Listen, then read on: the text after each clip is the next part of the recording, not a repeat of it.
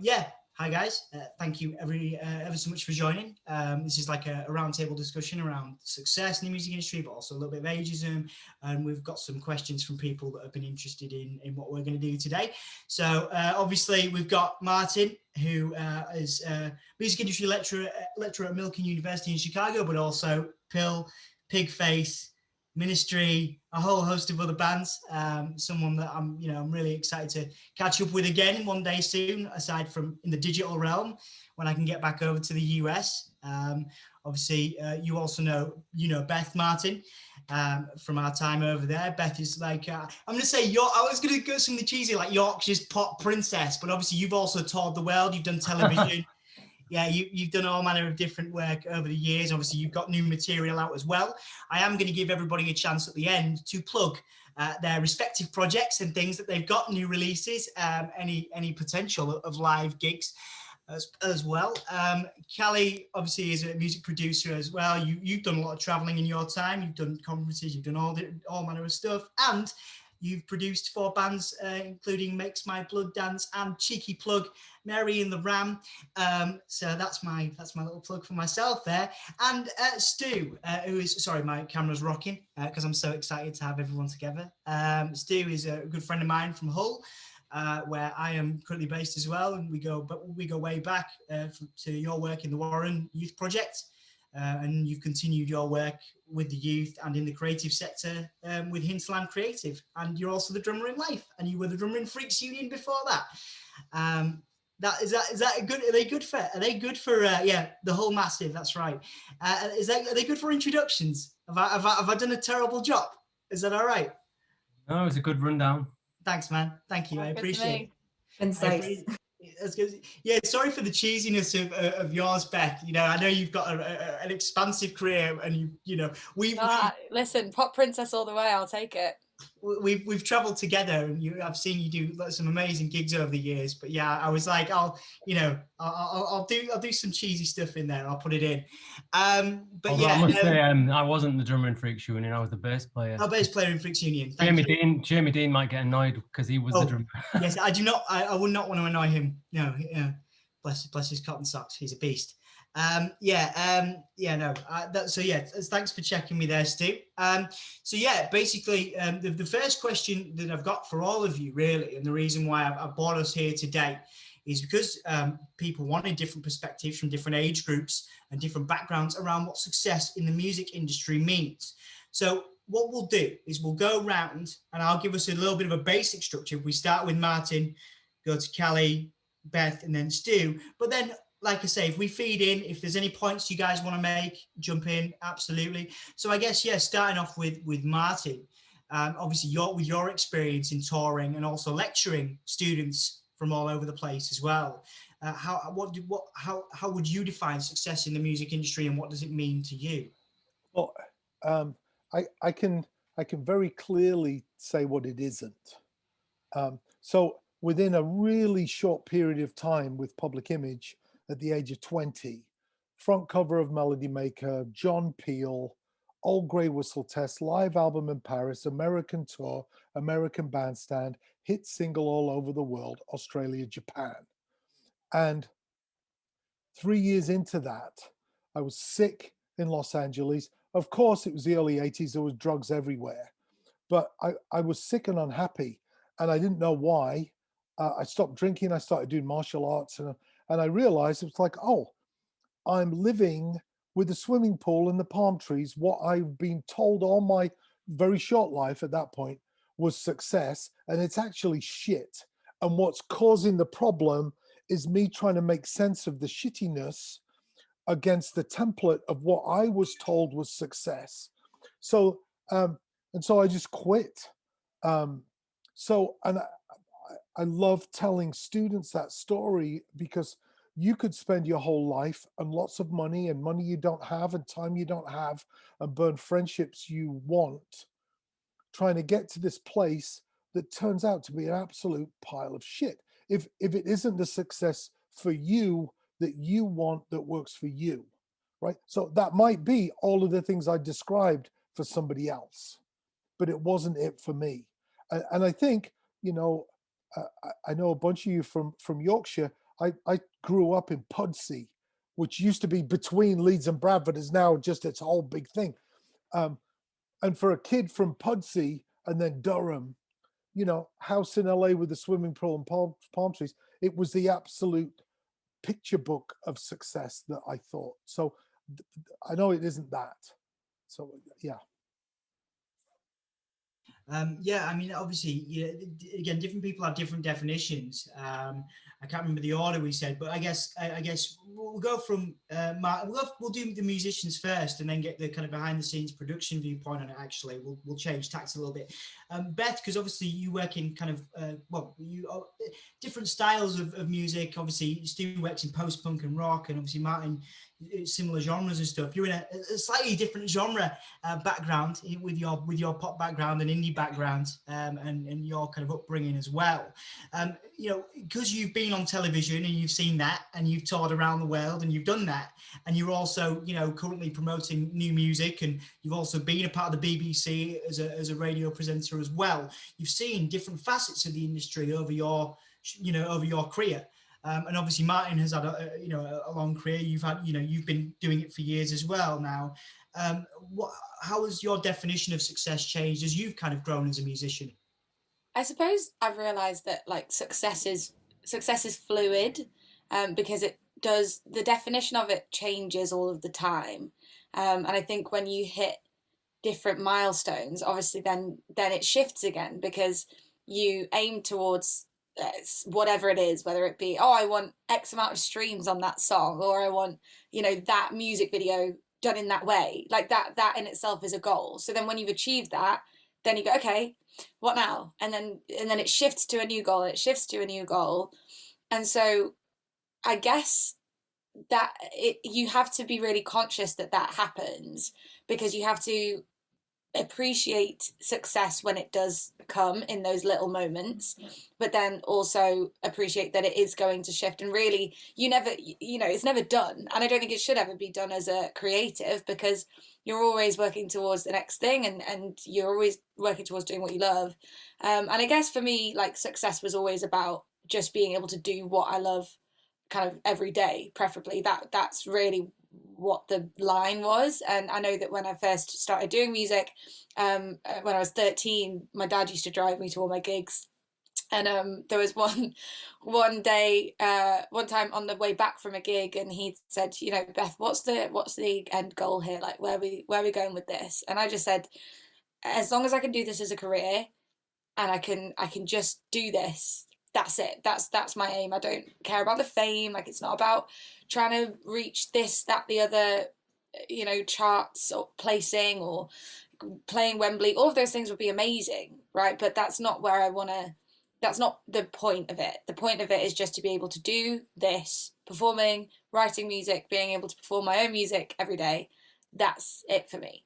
And I suppose I've always had to hang on to that because as you experience different amounts of success and you then change your goals, then that all changes again when those goals don't necessarily happen, or then something else comes in, like with radio. I never anticipated that I would be on the radio ever. Like, that just wasn't something that I considered as a career option for me, but it was offered and I took it and I love it. I mean, music's still where my fire is in my belly, but it's a door that I never even expected to be there, never mind open. So it's just appreciating that it is all just so fluid, and you've got to take it as it comes, and always just make sure that you have that one thing that is going to continue to make you happy. And for me, that is just being able to do what I enjoy, and that's it.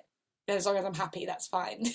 Yeah, I think happiness comes through, and that's one of the things me and Stu have talked about, and me and Kallie have talked about over the years, is being happy and not kind of competing with other people, because that's very difficult to not do.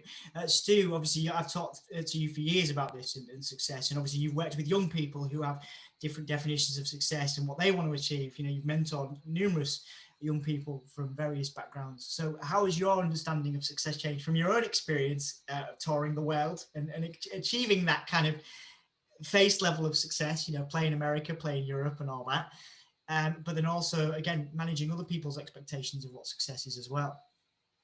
Yeah, I think it's interesting. I think it's worth mentioning that, I've not been part of the music industry for 90% of my life. This is something that's come to me really late on in my life. Not through not trying, but my focus really ended up being, you know, my first success was I want to be in a band. So we started a band, and then my next success was I want to be on the stage of the Adelphi Club in Hull, you know, and their goalposts just kept moving the more that you do. And from where I was from, none of this stuff was really in front of me. There was no industry, there was no kind of like major success around me in Hull in terms of music industry. So I didn't realize what was out there and what was achievable. And it was before the internet and various other things that, you know, so we didn't know really what was out there. So we just kind of did the best we could and toured around in a punk band for 10 years, you know, but it was definitely nothing to do with the music industry because we didn't know how to access the music industry. So success for us was getting a tour, getting a gig, surviving that tour, you know, coming back not too broken. But like Martin said originally, you know, you realize very quickly that what you don't want more than what you do want, and all the things, it's kind of drilled into your head to the point where even though I'm very aware of all this stuff now, there's still some little voice in my head telling me that you want a record deal, you want to go on tour, you want to do these things, but I don't know if that's what I want. You know, I want some of that stuff, but where every part of that success also comes questions about, is this what I want to do with my life? And although like, yeah, you know, like you said, I'm touring in a band. I play drums in a band called Life, which is like a post-punk sort of band. But actually, I'm also a producer. And this week I've been producing R&B. When I was at the Warren, I was in an Afrobeat band when we were producing a lot of Suko Congolese music. I produced a lot of hip hop. So, you know, all that stuff's kind of behind all that. But the only thing you'll see is the thing I do in the so-called industry. So that's the part of me people might know. And just going into sort of more recent years, yeah, we've been touring the world with the band. Our success for us was recording an album off our own back, self-releasing it, becoming one of Radio 1 Album of the Year without a label, without any press, without a radio plugger. Those are the things that we're most proud of, not because it's on the radio, but because we did it ourselves, because it was something that we achieved through hard work. And we got told many, many, many times that we can't do it and that we shouldn't do it. And then eventually that we were too old to do it. And then, you know, patronizing comments of like, oh, you're still in your little band, you know, that kind of stuff. Because people saw it as like, you know, come on, you know, you're getting on a bit now, like you still haven't got a record deal or you aren't making a living out of it. So why are you doing it? Not any, you know, no idea that we might be doing it because we actually love it. We're not just chasing. But more recently, like you said, we have had a career, and up until COVID hit, it kind of like we were starting to kind of break even and make it work without working other jobs. But realistically, in the modern world, you can't just be one thing. You can't just be a drummer in a band. You know, I'm a photographer, I'm a filmmaker, I'm a graphic designer. I'll do anything. You know, when people say to me, "What do you do?" I say, "Well, what do you want doing?" That's how I get work, you know, just hustling my way through creative industries. So as you said, I was a youth worker for 15 years, you know, running a studio for young people. So it's really just like, you know, things change, and who you are and what is success to you changes. As Beth pointed out, you know, it's very fluid. It changes every week, every day. Yeah. Sorry if I rambled on a bit there, I went off the point. No, not at all. Not at all. This actually feeds into my next question, but I wanted to come to Kallie as well. Obviously, you've traveled, you've studied all over the world, and you've worked with different bands, and you've, you know, again, met lots of different types of people as a producer, but also as a musician as well. You know, we've talked a lot about, you know, just making rent every month, you know, doing creative stuff and the value of that, and is that success, you know, and but also you know, being able to produce a band from a different country, that success. And you know, if you can afford to live and survive, then is that good enough, or is it not? You know, so Kallie, you know, taking into account what the other guys have said, you know, how do you look at success as an artist and a creative?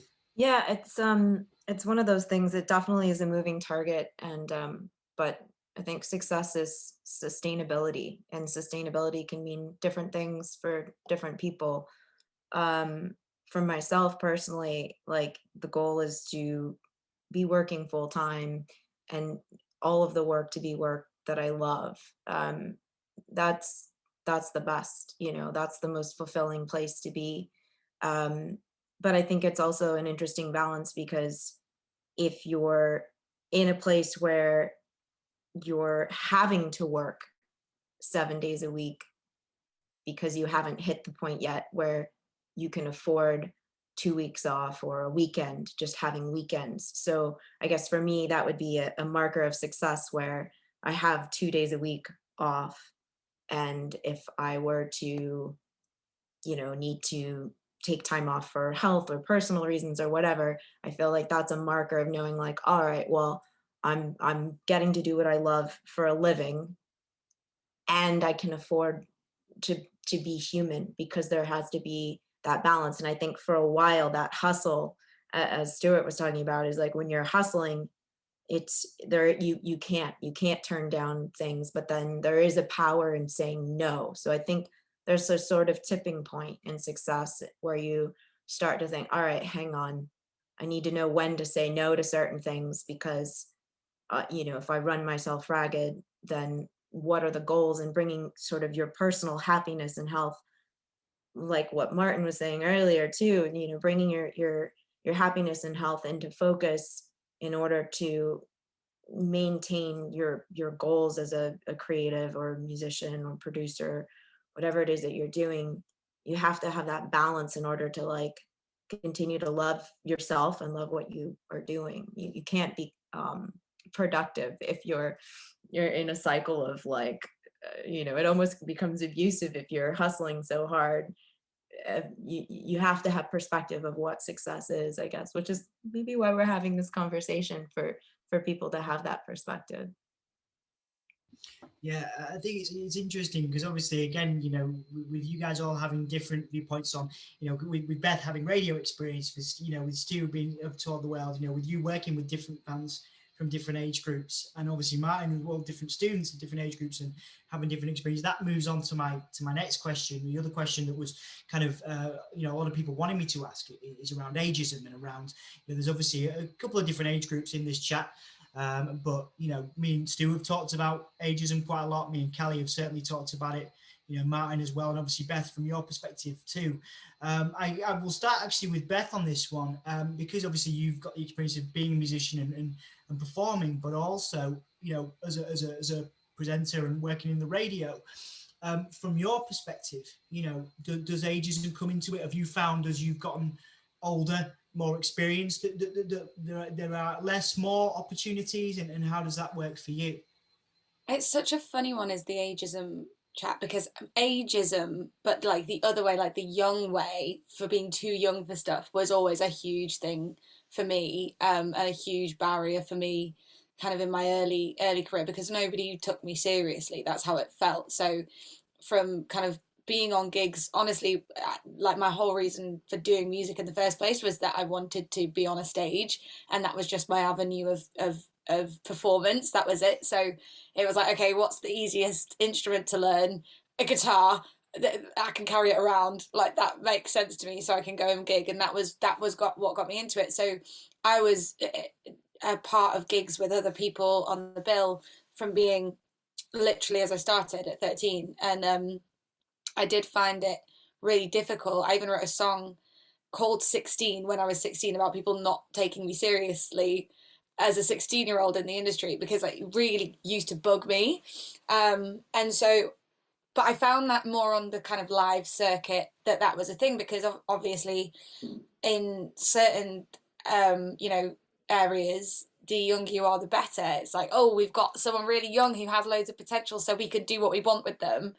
And I think, but that also comes into it where it's like, you have to be in a prime spot where people won't look at you as something to like change, or to mold into what they want, because you've established yourself enough now. But then as soon as you tip on that scale of being just over that age bracket, I wonder if that, you know, then switches again. And there is a little bit of a kind of, I don't know how to explain it, but I suppose it comes from the Taylor Swift Miss America documentary that she brought out, and she was talking about how, especially for women, you know, you have to reinvent yourself X amount of times because people go, oh, she's done now. I mean, if you look at the huge stars in pop like Lady Gaga and, you know, the Miley Cyrus and Taylor and everybody in that realm, they have had loads of different kind of versions of themselves because they need to just be on that ball all the time.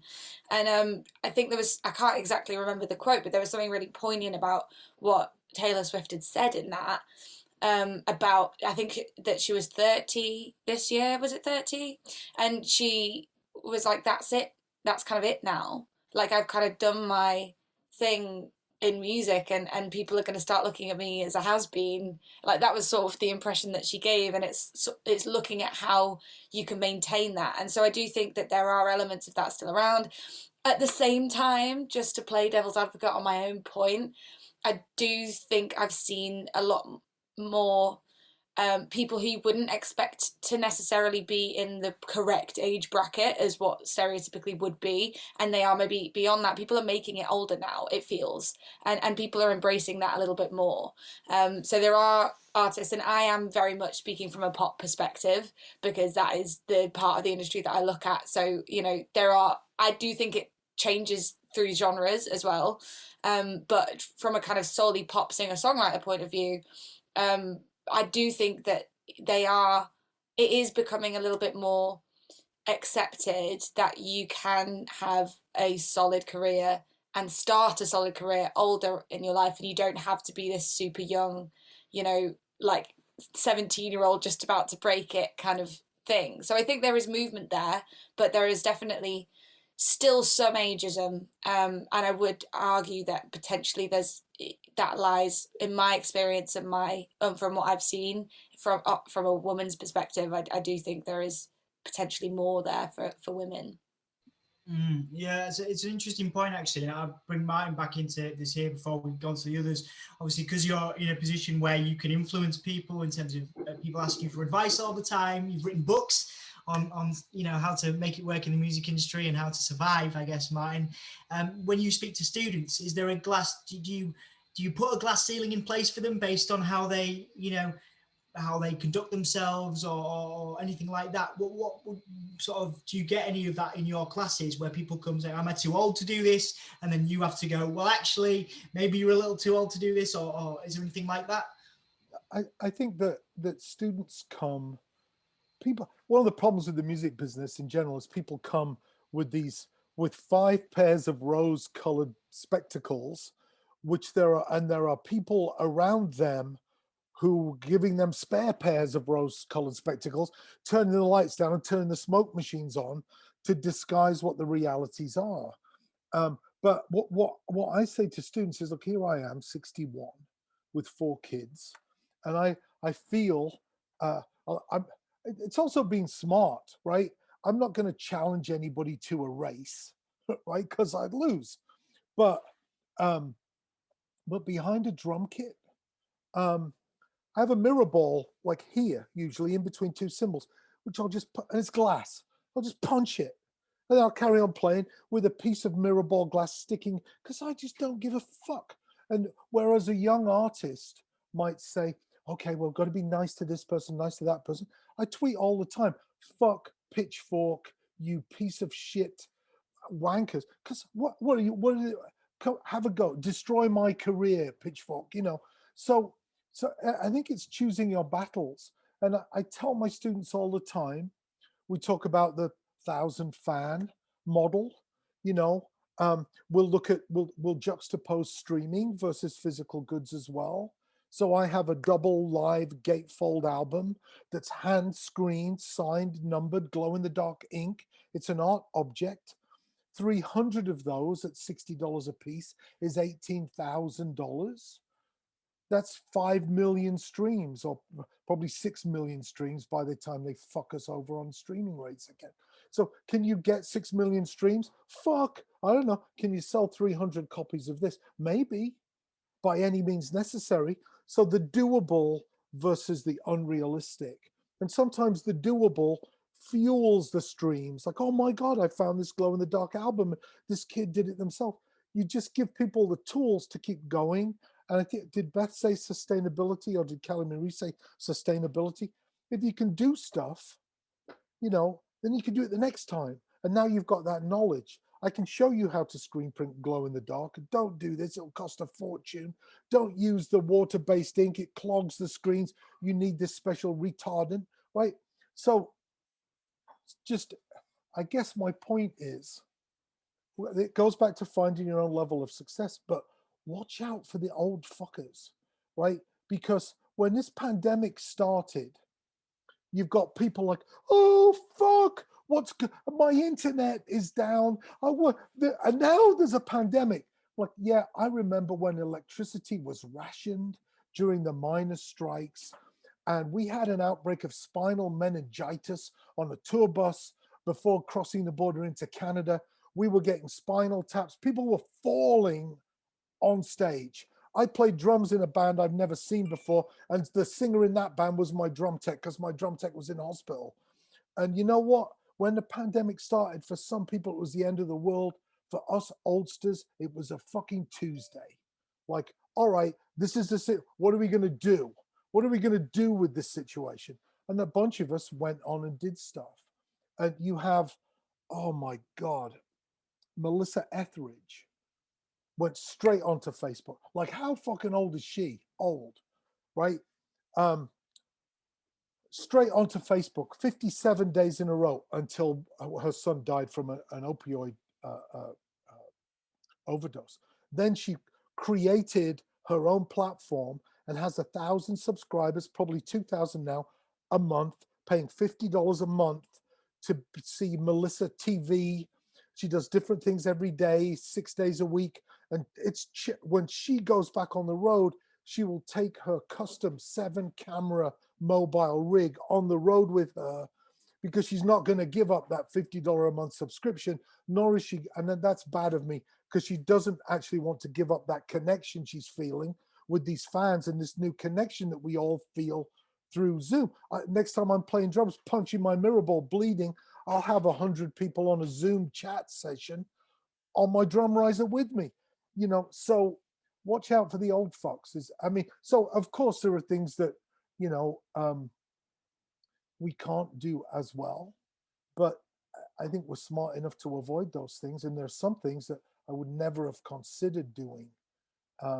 And if I could just, on this subject, I don't know if any of us have children on the call. I've got 4 kids, and the customary viewpoint will be, well, that's it for you then. You know, am I going to buy oatmeal for my children or drumsticks? Well, and I thought it might be the end of me being a lunatic, but it turns out it was the beginning of me being a different lunatic, because, and I started teaching and I wrote some books and I pivoted and did some stuff.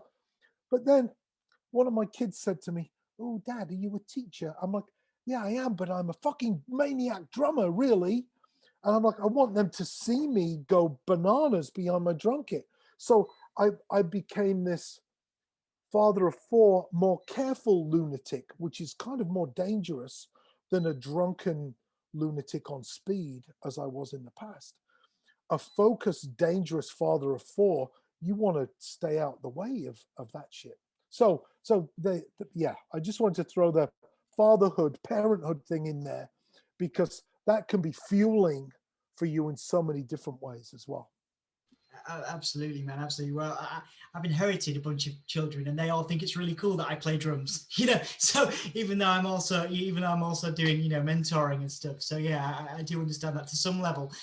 Yeah, I wanted to, because we'll come to Kallie, because you've obviously got a lot of some similarities to Beth in terms of your experience, and we've got some experiences that I do want to bring up that you've gone through. But before that, Stu, obviously you've talked to me about, you know, obviously life, you're all in different age, you know, well, different times in your life. Some of you got kids and things, and you know, you're doing this, you're still touring, you're still out there, and you're still making work for yourselves and creating opportunities. Again, you know, you've mentored people in the Warren, for example, that were teenagers and people that were a lot older than that, you know, and you're creating opportunities for people now of all different ages. So how do you understand ageism, and have you experienced it, and is it a thing for you, something that you have to contend with?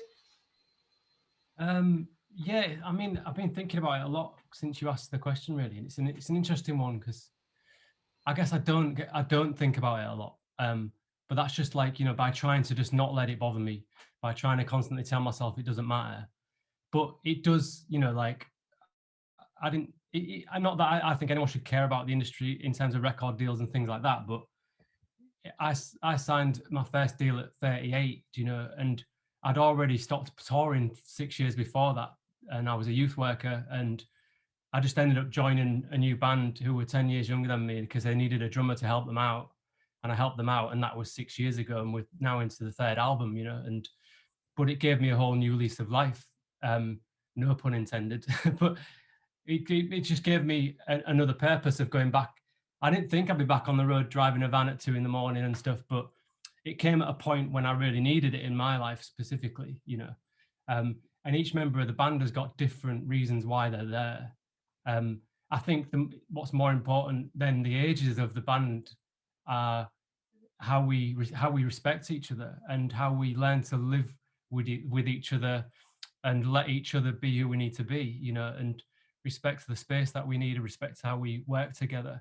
What's great about this collective of people that I'm working with is that, you know, there's no egos involved anymore. And, you know, outside the stage, you know, you might watch the band and think it's full of egos, but off the stage, everyone's really, you know, not easily offended and not precious about stuff. We can rip stuff apart. We can do what we want.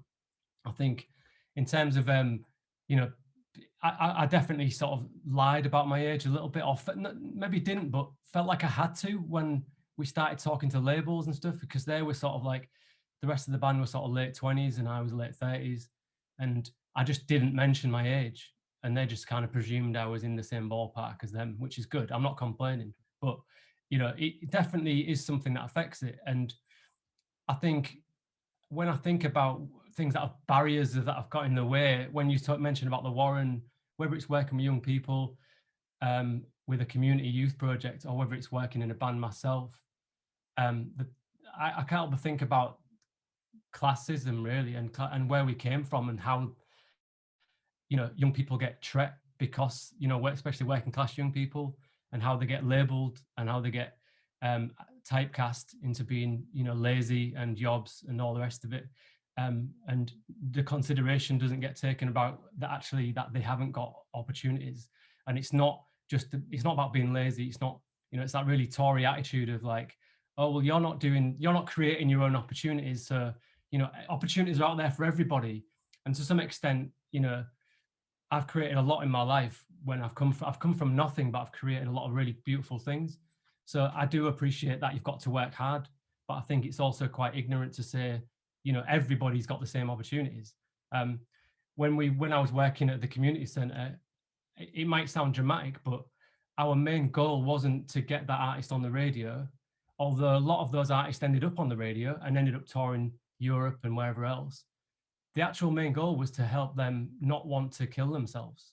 And that sounds dramatic, but that was a daily conversation, was why they should wake up in the morning, why they shouldn't, you know, try taking their own life again, or how are they going to get through this next week. And some of that was related to music, because then there was that impact of music, which was then, I had artists at like 19, 20, 21-year-old who was said that it's too old to be in a band now. If I don't make it by the time I'm 25, you know, no one will be interested. And then, you know, one of my friends ended up taking his own life because of these pressures, on top of lots of other issues in his life. But, you know, that didn't help. And then going to gigs and getting paid in drugs and alcohol fueled that as well. So these are all the things that I think about. I know it's going off the topic of ageism a little bit, but I think, you know, with age comes, if you get to my age in the environment I've grown up in and the people I've been around, then you've succeeded, you know, because you're still alive. And so everything from now on is a bonus. And, you know, you start to see it as like, if we go on tour, brilliant. If we don't, great. I liked what Kallie said earlier about, you know, success is having 2 days off a week or something. I mean, that is totally true, like, because I totally burn myself out. And now I've started to take time off. Lockdown sort of taught me that I don't have to be touring 12 months a year, and I can have a normal life, and I can walk my dog, and I can do these really great things and see my family and friends. Again, I think I've gone way off the question, but no, it's all right, man. Absolutely. Well, again, I want to come back because that's one of the questions we've had sent in. It comes back to that, so we'll move on to those shortly. But Kallie, obviously you were one of the first people I talked to about the ageism conversation. It was actually going to be the centre point for this at the time. And talking about your experiences as a woman in the music industry, and some of the things that are some of the things that are expected of you, some of the things that people kind of make assumptions. You've told me lots of positive stories about your experiences, but also lots of negative stories about your experiences as a woman, as a producer in the music industry, because you've been doing this for a long time, so you can experience it from a younger point of view, but also where you are now. I wonder how your experience and your understanding of ageism in the industry has changed and developed as you've grown and developed in your career. Yeah, actually, I've been thinking about it a lot lately. People might not know this, but when I first started out in music, I played in a couple garage bands like everybody does, but I actually used to manage punk bands in Orange County in the 90s, because that was quite a thing in Orange County. And I was faceless because there was no internet really at that point. So I would just sit with like one of the local zines and just call clubs and try to get the bands that I was working with in. And so nobody knew how old I was. So, I'm like 16, and it would take the band that I was working with to like a small indie record label. I think I used to do stuff like that. And then, I ended up in production and working in recording studios and stuff after that. And I started taking night classes and recording while I was still in high school, because I had this mindset that I was going to somehow get ahead and get out of the sort of life that I was living. I think similar to what Stewart was saying is, when I was a teenager, I was digging pizza boxes out of trash cans and trying to scrape the cheese out of the box with one of my friends, so that's what we could eat. Or I would, beat kids up to get their money to buy food. So I thought if I took night classes at the same time as going to high school, that I could somehow like get ahead. And for a time, like, when I first was taking night classes and stuff, I think people just thought like that was really odd, like taking electrical engineering classes and all these strange things. They just thought I was weird girl. And I don't know what they thought, I can't speculate. But as I, moved through things and I moved to England to study, I was very fortunate that the faculty that I studied with always took me seriously. And that was never a problem with them. And that was never a problem with that institution, which was wonderful. And I think that just proves the point over and over again how much education matters, because when you have teachers who believe in their students, it makes a world of difference. And the same really for the high school that I was at too, because my high school art teacher and printmaking teacher was always the person that cared if I showed up. So I didn't drop out of school because I knew my art teacher and my music teacher would be disappointed. So, but yeah, as I progressed, I did get to places in the industry where I've always refused to lie about my age. And I remember, being in New York, and I think I was like maybe 28, 29, and I had a meeting with some people in the industry that they were interested in putting a project together with me in it, more as an artist and less as a producer. And they were just like, well, how old are you? And I was like, oh, like 28 or 29. And they were like, ooh, really? And I was like, yeah, why? And they were like, oh, we're, maybe you should not tell people that. And I was like, what's wrong with, and then as I've gone on in the studios and stuff, once I got into some of the bigger studios in New York, people were just like, what are you doing here? Like, whose girlfriend are you? Or like, are you just here to party? And I'm like, no, I'm here to engineer the session. And they're like, okay, like, right, stop joking, you know. Or even later on, when I became a faculty member myself and I was teaching audio at a few different institutions in New York City, I had other faculty members like physically put their arm out and try to stop me from going into the faculty lounge to my mailbox to get, you know, my roll sheets, because they thought I was a student, and they were like, oh, students can't come in here. And like at the time I was, you know, probably in my mid to early 30s, and they just wouldn't let me in the faculty lounge. And I just swore at them. I was just like, fuck off, like, you're gonna make me late, you know, and I can't stand being late anywhere. So it's been interesting. I've had people assume just on face value that I'm too young to remember analog, but you know, the first 3-4 years before I moved to England, I was only learning on analog. There wasn't really Pro Tools yet. I mean, it was sort of coming up, you know, so they're just like, oh, you don't know. And it's like, well, how do you know I don't know? Just because you're looking at me. So it's very odd assumptions. But you know, I wonder now how this will all change. You know, I'm in my 40s now, but I think it's a weird tipping point, especially for women, because I read some quote. I can't remember who said it, unfortunately, but they said you're as a woman, you're in music, you're simultaneously too old and too young constantly at the same time. And you know, I'm not really sure what the next 20 years of my career are going to be like in terms of ageism, but I guess we're going to find out. So whatever, I'm going to keep doing shit. I don't really care. It's not going to stop me, but it has definitely given me some days where I've been very angry or very frustrated, and definitely felt like there's been roadblocks where I have to be very creative about the way I'm perceived and how I communicate myself to others to sort of make it a point. Because otherwise, if you do have too much fun, then people assume you're the party girl and you're not there to work. So you've got to really, really, really like lock it down and constantly be focused in that way. Otherwise, people will just write you off.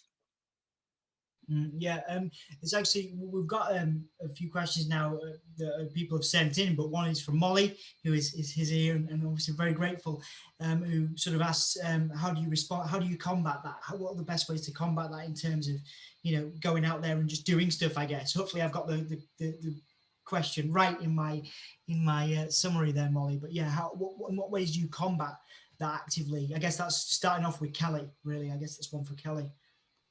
Combating ageism, or I guess that would, it's yeah. a fun blend of sexism and ageism in a weird little package, isn't it? Yeah, I guess, yeah. I mean, obviously we'll bring Beth into that as well, perhaps as well.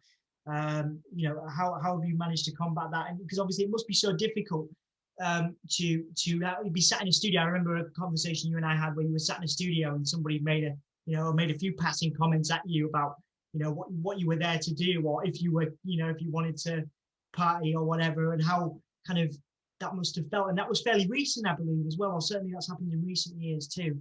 So yeah, how have you been able to combat that? I think the best way to combat it, at least, and it's different for everybody, I have to say that too, like whatever feels authentic to you is the best, because everybody has a different panache, you know. So like I can't say like this is the way to do it. You have to find what authentically works for you as a person and what you're comfortable with. But you know, for me, my coping mechanism is to be shit hot at whatever I'm doing, and that puts a lot of pressure on me to always bring my A game. But you should always, I think, want to bring your A game to whatever you're doing. So I try extra hard to present myself that way, and to work incredibly hard, and that may mean, you know, I'm reading microphone manuals till 2 a.m. before my session or whatever it is that I'm doing. But I always will have to just be the best at what I'm doing, I think. And sometimes you kind of have to like let stuff slide off your back and like make a joke out of it if you can, you know. And I think that's another good coping mechanism, is to try to bring humor to the table, because I think it's tricky if you're going to sit in a room with no windows and no doors all day with a group of people to make music. You certainly have to like be a person that people want to be around and are comfortable to be around, and making people comfortable in the studio is a big part of the job. So I think at the end of the day, people don't always mean things in a mean-spirited way. They may not even realize what they're saying. And so they're not, you have to kind of, maybe for you it's frustrating, but for them, they may just be trying to make conversation, or they may be out of their mind on drink or drugs, and they're just trying to have a good time. So you kind of have to put yourself in a place where you're like, all right, I'm gonna remove myself from myself and be this hat that I'm wearing and say, all right, yeah, I'm gonna make a joke back, and brush that off and realign them. This actually happened to me I was working with a band, and somebody from the media asked me, if I won't name names, the person that I was standing with, if I was their girlfriend. And I said, no, actually, women that are here may also be working. And you move on. Yeah. Yeah, absolutely. Well, I was going to bring Beth into that, and hopefully she'll come back soon. Hopefully she's not run off. But before, like I said, we've got 2 or 3 questions that have been sent in before we, to finish off. But I did want to bring Beth into that. One of the interesting things about you, Beth, is obviously every time I've seen you, every time I've hung out with you, you're always so happy and always, basically, you can work a room. People are always in love. People fall in love with you very easily. You're a lovely human being. But I've never actually had that conversation with you in terms of, do you have any experiences where it's not always so lovely? Again, you make every time you go on stage look great. You're always, again, very happy, very positive in the way that you deal with people is what I was trying to say before. But yeah, it'd be foolish of me not to ask, have there been any, have there been any instances where, like Kallie, you've had to really, fight to beat back a certain perception of yourself based on whatever that might be? Yeah, I'm still figuring this whole thing out as to how to combat that sort of energy, and it does bring the kind of women in music aspect into it, and it's something that I've been thinking about a lot. But since International Women's Day, and having conversations around that, because it's, for me, I am in the kind of peak place for women in music. Like, I'm in the most obvious place for a woman to slot. To be honest, every other woman is questioned in where they sit. So like, if you're a female producer, the fact that that's even a phrase is just dumb. Like, you wouldn't say, oh, I worked with this male producer last week. No one would say that ever. So it cracks me up when it's like, oh, that female bass player, or that female producer, or that female whoever. Whereas nobody kind of I don't get that, because I'm a pop artist, so like, I'm where I exist. That's just it. Everyone's fine with it. The way that I have experienced it, really, it kind of brings the ageism and the female into it, I would say, would be just a lot of the people that I have worked with have been middle-aged blokes, in production. I've unfortunately not had massive experience in being able to work with women, which I'm actively now having to make a conscious effort to do.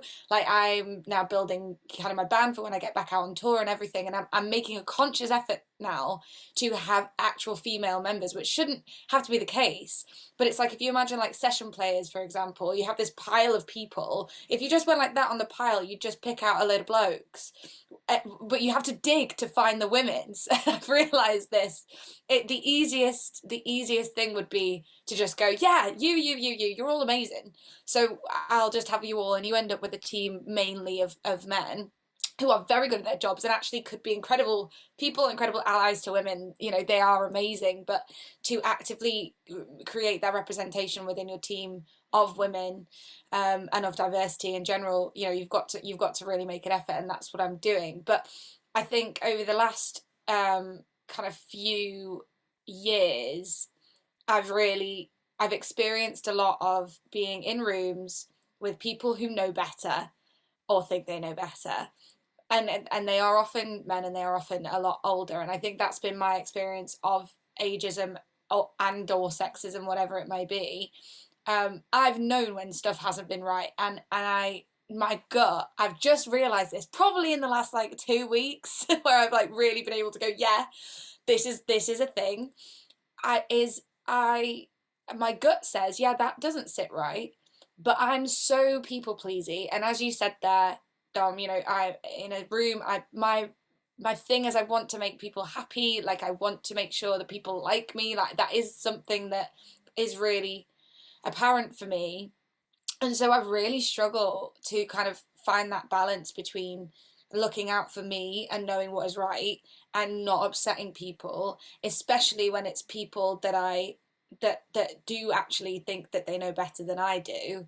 And I've been screwed quite a bit just in those situations, because it's almost been like, no, we know better because you're young and we've been in the industry for longer than you have, so like we know.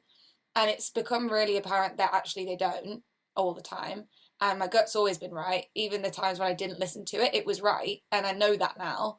And so I think what Martin had said earlier about, you know, when you get older and you just stop giving a fuck, like I'm beginning to understand that, because now I'm still battling the people pleaser in myself, and that's still something that I'm tossing up onto how to deal with. But I'm definitely, I've learned a lot in those situations where it's like, no, actually you've got to believe in yourself as a young person. And funnily, especially recently, you know, a lot of my success in music the last 3 months has come from TikTok, which was never expected. It came out of the blue. I was put on it because I was busking. Somebody put a video of me onto TikTok. It blew, so I needed to create my own content so that those people who come from that video had something. And I started doing like rewrites of other people's songs and just doing my own thing with trends. It did really well, and then now it's led to kind of a couple of releases, and then this new single that I brought out that did really well because of a TikTok video. The audience has come from there. And what I found really funny is like this has opened up a lot of conversations with, you know, labels and industry people, which is incredible. First time it's happened for me. And everyone's a bit scared of it because especially the older people don't get it. They're like, I don't get TikTok. I don't understand it. But you can't deny the effect that it's had, because like one of my videos blows, you look at my Spotify figures and they've gone like that, because this random video of mine doing something has done well and they've all gone there. So you can't deny the power, but like if you're not with it, it's terrifying. It's a terrifying beast, even if you are with it. I find it terrifying, and it's my age bracket that deals with it. So actually the younger people are kind of being able to show themselves a little bit more because it's like they do know about it. So younger people in the industry, and anyone who understands how it all works a little bit, it's kind of their moment now to come through and be like, no, actually, I do know better. Like I do, because I know how it works and you don't know how that particular bit works. So you do need me for this. Like you might feel like you don't need me for that particular bit that you've done years of experience in, but you do need me for this. And I think that's worth noting, is that, you know, in music, in anything, whether you're a woman, whether you're a young person, you're always going to be in rooms with people who just think they know better, or who are going to try and trample you, and you're probably going to let them because you're scared. As Martin had said earlier, you know, he doesn't care. People could try and cancel your career and you don't care. I care. I'm just trying to deal with not caring. I'm very much the person that goes, yeah, okay, like I'll do that because I don't want to upset you. So you're going to be in that situation, but actually it's clocking those little moments where it's like, no, that I do know about that, and believing that you do. And so then you are an asset to those people, and you need to believe that you can be, you know. I think that's what I'm learning. Slowly but surely. I like that. I like that. Believing you're an asset to these people and knowing you can be. I think there's something to take from there. Absolutely, Beth. Thank you again for your viewpoint on that. Like, I'm just trying to understand TikTok now. I've got one of the people that works for Soundsphere that's within that age bracket doing a TikTok for us, because I'm like, I should probably have been on that by now. But it's so we're on TikTok now as of like 2 days ago, because I feel like it's important. If I could just jump in on that. Of course. I think one of the things, so then you've got people, maybe there's a group of people who are like, Instagram or TikTok, what the fuck, right? Well, I'm like, I remember MySpace. I remember rolls of quarters. I was booking shows with rolls of quarters on payphones from gas stations. So at least I know TikTok's happening. I've got somebody out running around investigating NFTs for some auction items. Like, it's like, okay, what's the new thing, right? Friendster came and went. I lost 80,000 followers when I was so busy with Facebook for like a month, turn around and MySpace is just gone. Died. So, you know, it's just like, what's the next thing? And like, oh shit, I've got to learn French this week. You know, I think you just kind of get into that groove. Whereas it's like the analog digital thing. There was that huge struggle for years. And now it's just like, yeah, what's the new phone app now? You know, but you've got to embrace it, don't you? Because I think this is the issue, is there are just so many people who are not open-minded about that. So it's like, no, this way is best because I know it from 10 years ago when it worked. It's like, that ain't going to work anymore. Sorry to tell you. But it ain't, because there's something new now that you have to deal with. It's horrible. I hate that it moves like this because it's like, I just learned how to do the last thing. But yeah. There might, oh, sorry, my dogs are going crazy. There might be some old software that you're used to creating on, right? So you have, you know, it's not always about the newest thing. If you're great on an MPC 60 or whatever it is, do your thing there and then translate it over. You know, be your creative self. Because I'm ADD. Whenever I have to read the manual, it stops my creative flow. So sometimes I'll do something over here to put it there, which is different than.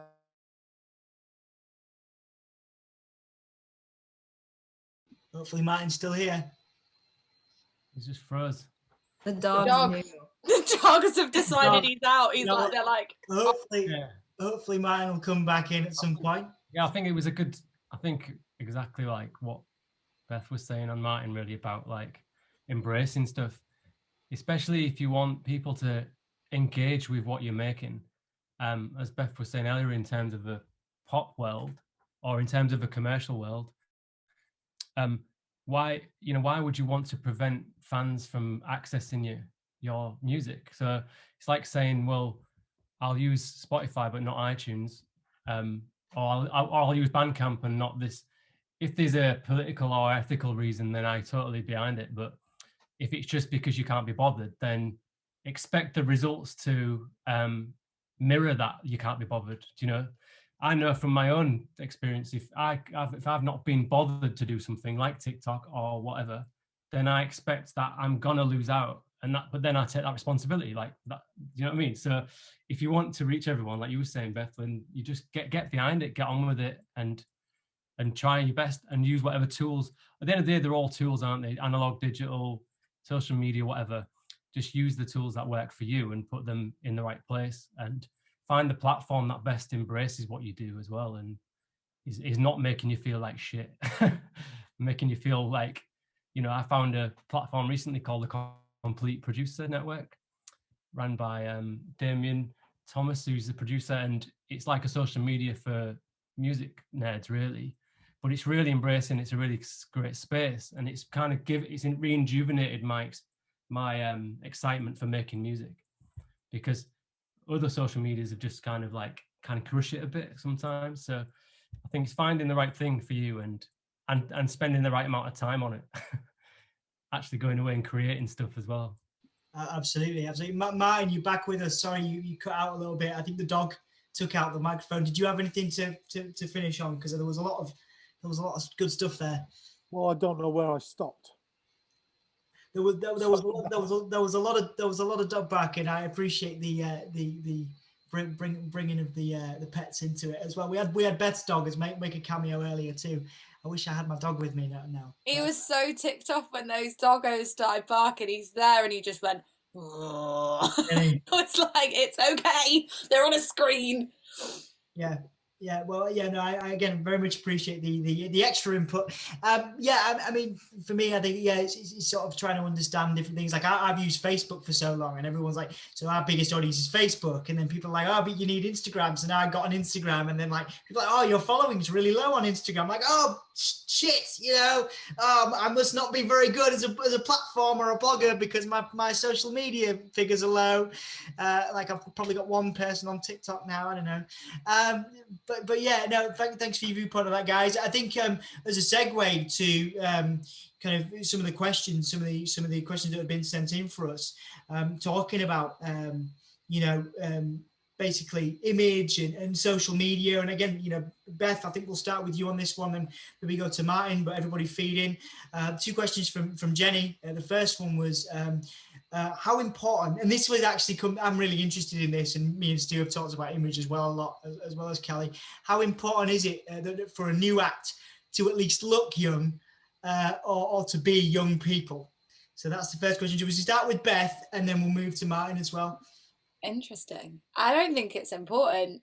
I don't think it's important at all, personally, but I don't know. I think everybody's got their own preference as to what they warm to, as long as you're genuine.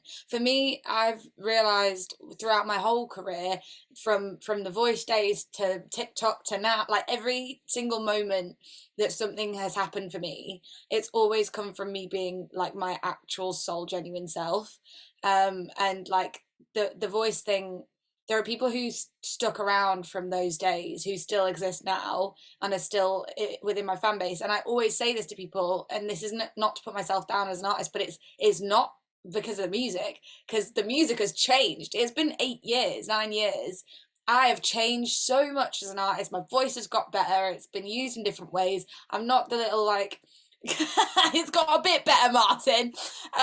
And it's kind of shifted into this not acoustic guitar, like singer-songwriter, yay, like this is who I am. It's moved now. Now I'm doing like full-on pop. I went quite moody pop for a minute. Now it's like quite full-on. This is now really sad stuff that I've just released. It's changing all the time. And so are the sounds, so is the production. And there are still people there, and I've always said they've stuck around because they invested in me, and who I am, and I can say that. And it's funny because there was a little while where I felt a bit awkward saying that, because you feel like, oh, I can't say that. People think I'm so big-headed and I love myself, but like I do. I do love myself, because you got to, because like that you really have to learn that, I think, through music, is that you've got to be your own biggest fan as a person, and for your own music as well, because nothing else is going to get you through it. And there's moments, like extended periods of inactivity, where you need to be on board your own shit, because like other people aren't for that minute, or like things are happening that are out of your control that you can't shift on quickly. So you've got to be really, really on board it. And so, this being able to just present as being genuinely me has always sort of stood the test of time, and it's just shown itself in the recent success. All of the success has come from really genuine sort of content that I've created. Like the big thing for this last song was literally me crying in a car singing along to my song, and they're real tears. It's a very real moment. It's almost too real for nearly 5 million people to have seen, but whatever, I'm not gonna complain, because it's led to lots of people loving the song, and that's what the song's been about. And so I don't think it matters one little bit how old you are or how old you present, as long as you are presenting the way that you genuinely are and feel. So if you feel that you're younger than you are, and that's how you want to portray yourself, and like you're like, oh, I'm coming across like I'm younger than I am, but that's who you are, then great, like fucking do it. If you want to just be yourself, I think so long as you are really on it with like making sure that you're out there, then that it doesn't matter what part of you, as long as you are true to it. And that's it for me. And I guess as well, the branding side of it, whatever your brand is, like own it and make sure that you've got that down and people understand it, would probably be my main thing and this is from a very pop perspective, Like, obviously I'm now in this like pink phase of my life where literally every piece of clothing I own is pink or white, because I don't want anyone to ever take a picture of me that doesn't fit with that. And it just helps. It makes life easier, because now I have loads of content without even trying, because anything that's ever like taken of me fits with the color scheme and fits with the brand. And now people go, pink, that's Beth. Like, everybody messages me every day with something pink, a picture of something pink, and they're like, you'd love this. Okay. Like, so that's really helped, is just solidifying that and owning that. And that was something that, you know, plenty of people laughed at. Like, initially when I started, it was like, oh yeah, so you only wear pink now, you ever gonna have another color?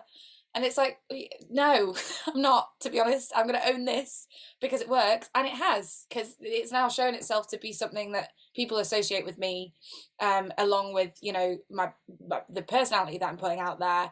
I'm just owning everything that I've decided to be and the way that I want to present, and that is what's worked. And that for me is being really genuine, being really heart on the sleeve. But if that's not what fits with you, as long as whatever it is that does fit with you is strong and there and genuine, then that's what I would say. So no, I don't think that age matters is the point there. I don't think it does at all. Go on, Martin. Yeah, I love all this, and the great thing about being pink, right, is that when you like, all you have to do one day in like 6 months' time is, well, blue. Oh, I know. She's blue. Oh, is this your blue face? What the fuck? You know. And then I'm like, lol, just kidding. Like, it'd be like Manchester United changing strips at the end of the year. Here's the new Beth McCarthy, where it's all blue merchandise now. You know, but I think there's that word, right? Authenticity.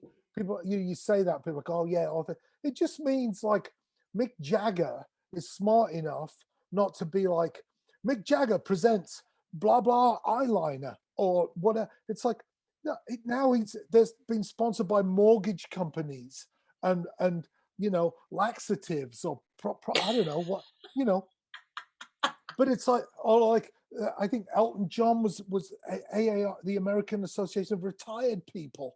Iggy Pop was on the front cover of a retired person's magazine because he's 70 something. If it was like, Iggy Pop, I love these skateboards. No, you fucking don't. You know, you're brittle boned and you probably shatter your, you know, come on, granddad, get it together. So it's being authentic with who you are.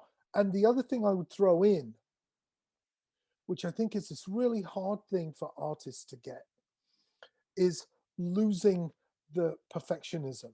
I don't know who told us, probably graphic designers and record labels, you need another 5 days in the studio. Not that that's always a bad thing, but sometimes the first version, the raw version of something, is super cool. And then people start to try and put you into the box they think you should be in, smooth off the edges. That's actually what makes it interesting in the first place. And so I tell people when I'm doing a screen printing workshop, like, here we go. Oh, here's a bad one. Although actually I like the fucked up one more than the good one. We're not trying to create a mass-produced effect, never touched by human hands. We're trying, in fact, here we go. Here's a fucking thumbprint. I started treading on some prints I was doing in the garage a few weeks ago. It's like, yeah, I fucking trod on that in my Converse sneakers while I was fucking doing it. And here's a thumbprint as well. And I'm actually going to keep this because it's my favorite. So once you let go of that perfectionism, you know, and people love that stuff more than the mass-produced stuff. It's really weird. And so I guess I'm agreeing with what Beth was saying. People want to go on a journey with you, and as long as you're not an asshole, they will forgive you your ill-advised, you know, double neck banjo solo in the middle of some EP that you did, like from the bayou, ding ding ding ding. You know, they'll forgive you that, you know, and they'll let you forgive yourself for it as you go on this journey.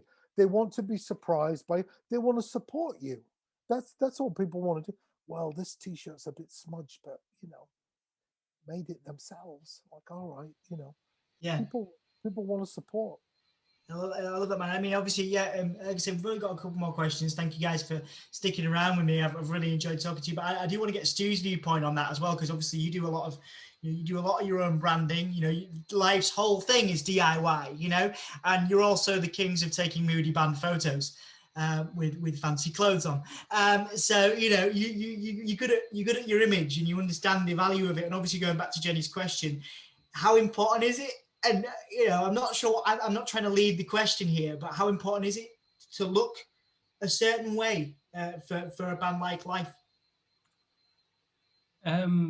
It's going back to what everyone said. Really, it's as important as it is to you.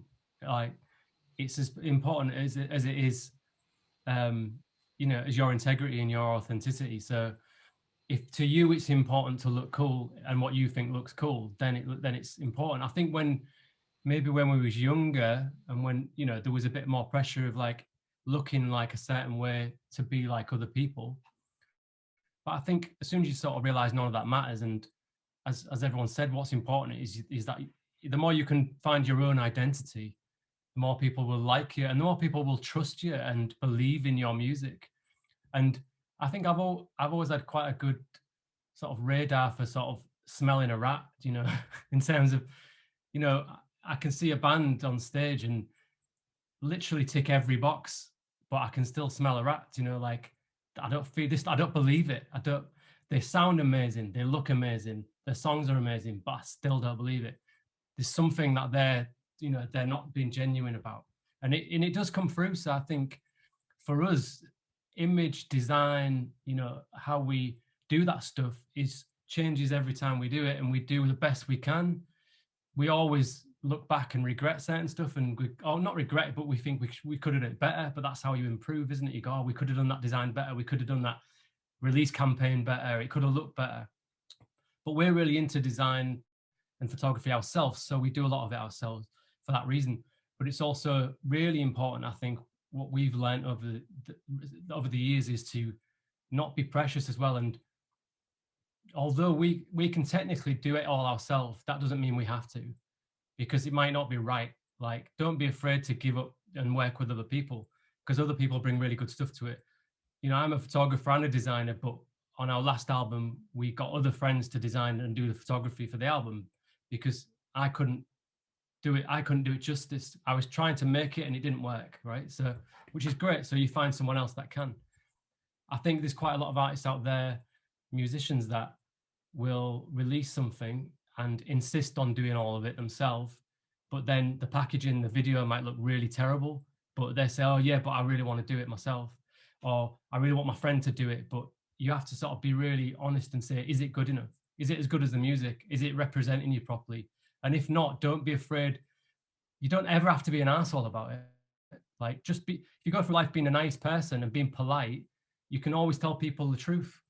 And you can always tell them that, actually, I don't really like that video that you made for me for free, but I'm really sorry, but it's just not going to work for my campaign. But you don't have to say it in a way that's going to upset everyone, and you're not responsible for their feelings if they are upset, it's just, but I think it's such a precious thing. What we're doing is so precious as artists. You have to have some control over it, and you have to do it the best of your ability with the people that you've got around you and what you can afford to do and what you've got in front of you, really. So going back to the question, it's as important as you want it to be. To me, it's very important to, make an album look as good as it sounds, but I'm really into that side of things. So I think, we spend a lot of time thinking about it. Yeah, absolutely, man. Absolutely. Kallie, obviously, you've again, image has played an important part in your career before. People look at you in a certain way. Sometimes we've talked about this.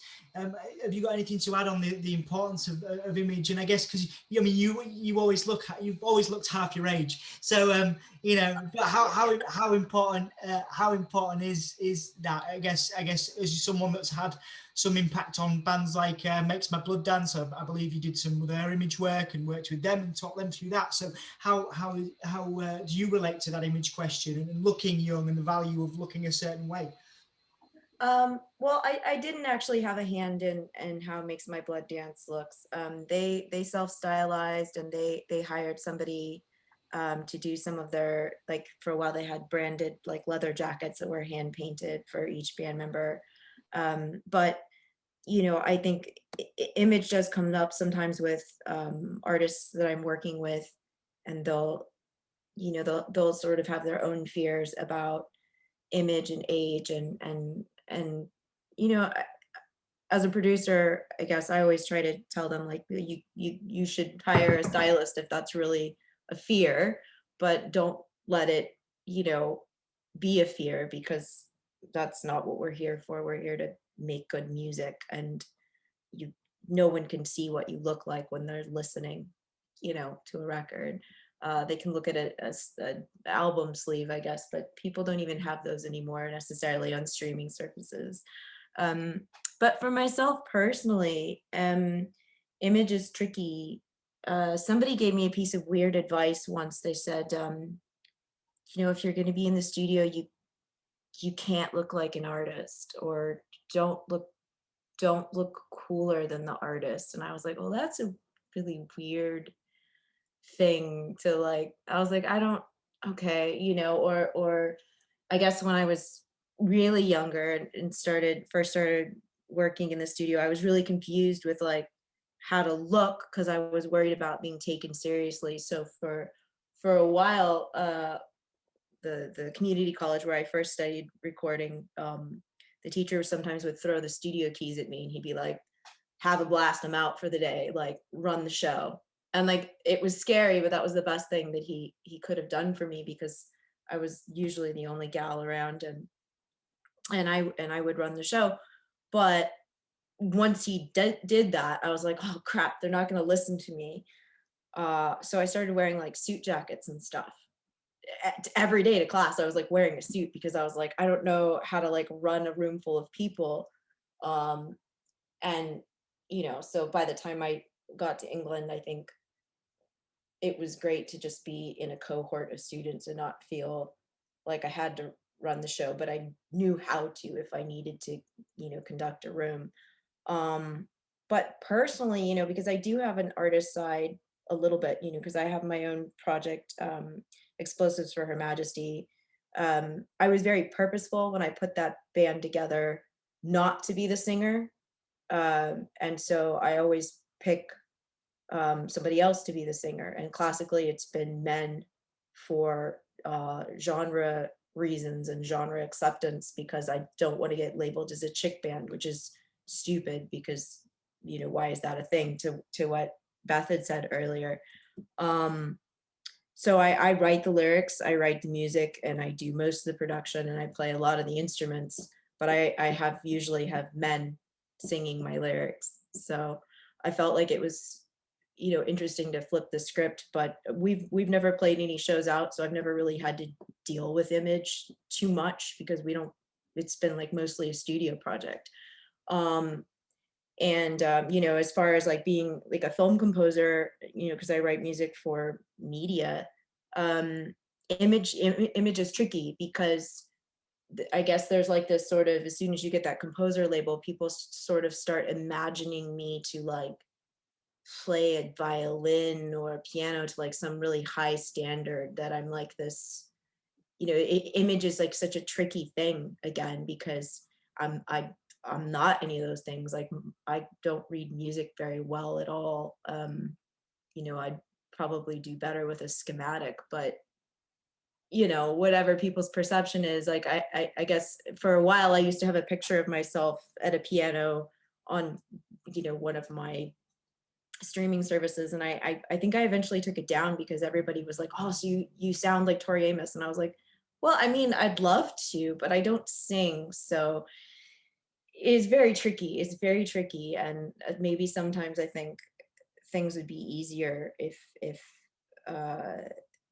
I had some help with those things, but I worry about authenticity, and I think I would rather just be authentically myself. And unless you can have people in your corner, if it gets to that level, who understand authentically what you're doing, whether they're just a photographer that's your friend, or something like that, then you know, that's really important. I don't know if that answers anything that was being asked, but It does. Obviously, it's your perspective as well, and again, it'd be nice to get Martin's thoughts on this, because again, you're working with students of different ages. Obviously, Pigface and the stuff you do, you can say, I don't give a fuck, and that's awesome, because that's very much. I'm going to use the term on brand for Pigface and the projects you do. You don't give a fuck, and you don't need to. But if somebody comes to you and says, "Oh, I have this project. Does this image look good?" Or and as I'm sure it does happen for you before, how much, when you give them advice, what kind of things do you say if somebody says, I'm 26, do I need to look 24? How important is it for how important is image to you, Martin, is what I'm trying to get at. I think that my advice is going to, it's important in the marketing and packaging of something. There's a reason that they dye salmon fillets red, because gray doesn't do it on the supermarket shelf, but I think as long as it's authentic, then it works. If you're uncomfortable in the kilt and the hat, then don't fucking wear it. But if you've got a swagger, you don't give a fuck while you're wearing the kilt and the hat or whatever, white plaid suit with a polka dot lining, whatever crazy stuff I've worn in my past. If you can't carry it, then you shouldn't be doing it. And so it's sometimes the wrong accoutrements, the wrong stylizing can diminish the vibe that you have. The stuff that you put around it should magnify the light, not diminish it. So, and that's just which is not to say you shouldn't try and overcome your insecurities and your shyness, which lots of people in the business have, right? You should try and push through barriers, but that's the extent of my advice. Is like, I've definitely given advice to artists who are spending so much time struggling with their drummer or somebody else in the band, or the logistics. Fucking drummers. Yeah, fucking drummers. The drummers in 2 other bands, and it's like, yeah, you know what? Fire everybody. Just go and perform on your own, and go make friends on your own. You can do so much on your own first, and then put a band together later. And once you have a better idea of who you are, you'll have a better idea of who you want to surround yourself with. Well, people really love the drum machine. All right, well, fuck the drummer then. Let's bring in a bass player or a cellist or whatever it is. So that's my advice as far as that goes. And, it's important to note, I think, that me saying, fuck Pitchfork, I don't give a fuck, is merely another it's just another marketing, just another way of underlining my brand.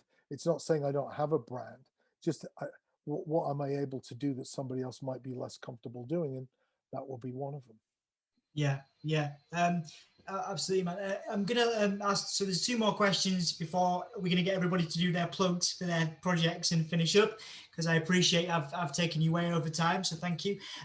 Jenny's asked as well, which I thought was a really good question. Obviously, different people might have different understanding of this. How much impact people age 30 have on what is popular in various charts in any given week? Now, obviously, Beth, given that you're working in pop, and obviously you mentioned things like most of the people you work with are middle-aged dudes. Obviously, Stu, your experience working with labels and different people as well, it might be mostly middle-aged dudes. Kallie, again, so and Martin as well. So how, do you think that? I guess the question was, how much impact do people age 30 have on the charts over various weeks? But I'll switch it, because obviously I don't know whether any of us have any sway or control over what goes on in the charts. But do you think that's a good thing or a bad thing that people over 30 are in control of the music industry as it stands, right now? I'll leave it open to everyone. Everybody can feed in if you want. Can I jump in? Yeah, go for it, Kallie. Go on. No one, if it's just audio, no one will see the great eyebrows I just did. So I would just say, like, first of all, I don't even know right now, especially right now with the pandemic, if anyone really knows who's influencing or controlling anything, because it has kind of blown things open and the paradigm was already shifting for a while. So like, are there still gatekeepers? Well, at least in my perception, yes, but I think it's really changing right now. And I think that social media has played a large part of that. And I think that, especially during the pandemic, I think some people have found their footing in it, and some people haven't, and that's okay too. You know, it's not for everybody, but I think just to, you know, comment on that is that who really knows who's running the show right now? I mean, there's definitely key corporations, there's definitely key shareholders, there's definitely, you know, key streaming services, there's definitely lobbying in certain you know, environments, but it is changing. So I mean, you know, anyway, that's my 2 cents. Okay, well, Martin has to go soon because we're a very busy man. So thank you very much for your time, Martin. Just before you go, because we want to do this at the end of this with everybody. What have you got to plug at the moment? What are you working on? Have you planned any live shows? I'm sure it's a long way off. But what are you working on at the moment that you can tell us about? Well, we're looking at doing something towards the end of the year, just something here in Chicago.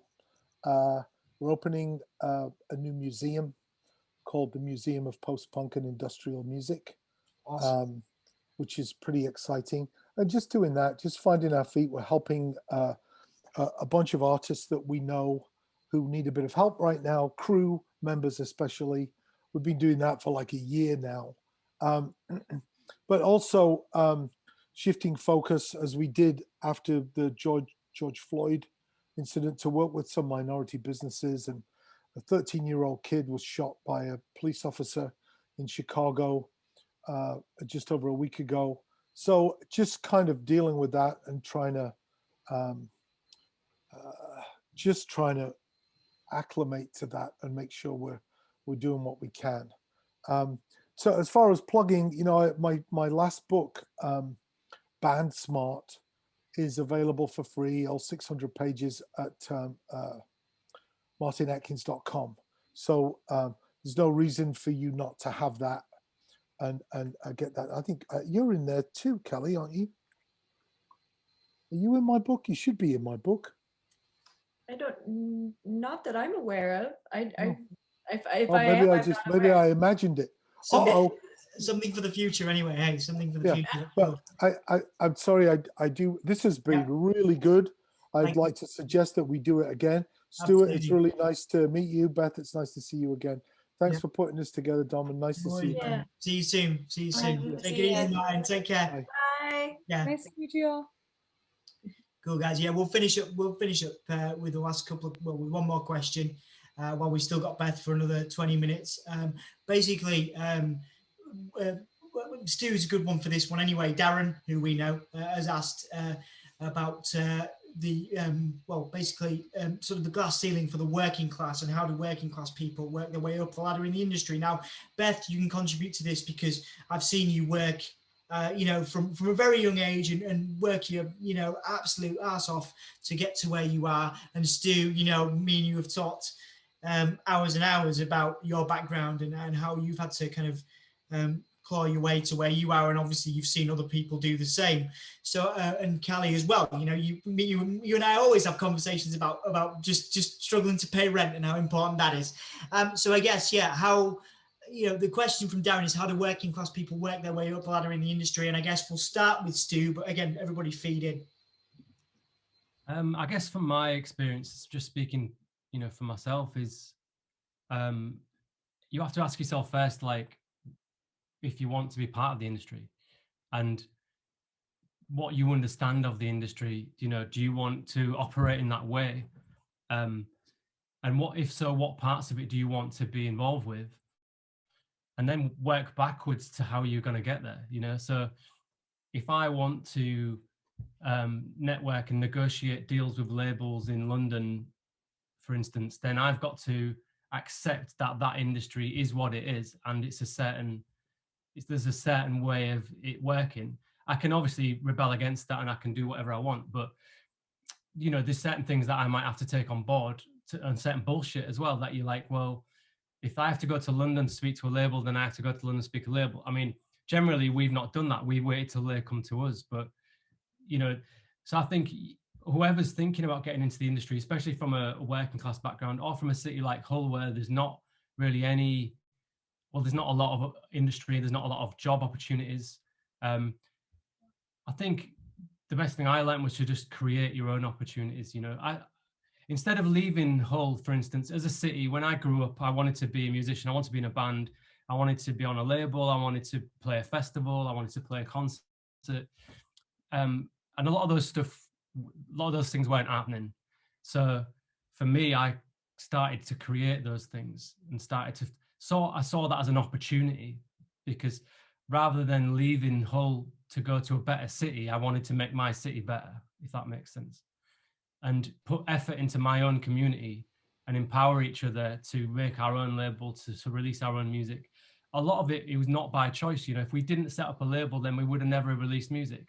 So that was the only choice we had. I think financially, it's been really, really difficult throughout my life to make ends meet. You know, I've never been able to take a year out to go and concentrate on music. I've never had any family backing, never had any money to fall back on. So I've been very, you know, had to work jobs, had to do whatever I can. But there's a determination in me that is constantly like, I'm not going to give up. I'm not going to be patronized. And also, the more I've got to know people in the industry, the more determined I am, because I look at everybody and think, why can't I be like you? Why can't I be doing what you're doing? And I see that as an absolute challenge, and it excites me. If anything, I'm like, right, if you're doing that right now and you're getting paid to do it, then I can do that, because I know as much as you know. Maybe I'm in the wrong location, but like what Kallie said earlier, now it's been blown apart because location's been blown apart, geography's been blown apart, and although the pandemic was 6 months into my band being a full-time band, and with the best year we would have had ever in touring, it's also worth saying that it was completely devastating for us financially, but I still maintain the opinion that this is a great thing in some respects for the music industry, because I don't want the music industry to go back to normal. I want the music industry to see this as an opportunity to change, you know, to look at people from different backgrounds, to look at people from different classes getting involved. People are going out there like this and doing their own podcasts, doing their own talks. So I think the only people that are scared about change are the dinosaurs and the people that don't want change, because they're scared that their privilege is going to get removed. Absolutely. So I think we need to embrace that change. And going back to Darren's question in terms of getting involved with the industry, make the industry yours. You tell the industry what you want to do, and do what you can do to do it, and don't wait for permission. Absolutely. And Beth, because I know you're mindful of your time today, and obviously it's been great having you be a part of this conversation. Firstly, what are your thoughts on that as someone that's worked from a very young age? And also, obviously, to finish off, you've got some new music out. So if you could answer the question first, and then do some serious plugging for me. Yeah, I guess I'm very fortunate. I've always been in a very fortunate position where I have a really supportive family. I have had that support to fall back on, and so I've had the luxury of being able to move forward with my career and know that I've got the full support of my parents, and being able to just put my all into music with no real. So I've always made it a thing where I didn't want another job that was like an office job or a bar job, because I always wanted that perception to be there that no matter what I was doing music. Now, obviously, it's still put me into a position where I'm still doing an awful lot, or have been doing an awful lot, and making no money from it. And it's so funny with this recent stuff where it's actually started doing well, and it looks like I might actually make money from a song via streaming. And I'm like, what?